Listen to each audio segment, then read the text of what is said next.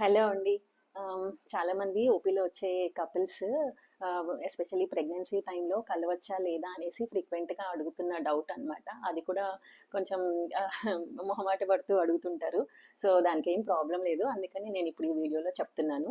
యూజువల్గా pregnancy confirm అయిన తర్వాత ఫస్ట్ 3 monthsలో మాయ ఏర్పడుతూ ఉంటుంది, ప్లాసెంటల్ ఫార్మేషన్ అంతా జరుగుతుంటుంది. కాబట్టి కలవకపోవడం బెటర్.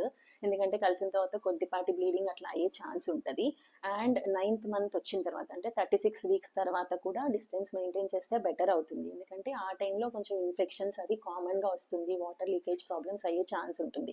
మిగతా టైంలో 4th, 5th, 6th, 7th, 8th మంత్లో ఏ ప్రాబ్లమ్స్ లేకుండా ఉంటే నార్మల్గా ఇంటర్కోర్స్ అనేది పార్టిసిపేట్ చేయొచ్చు.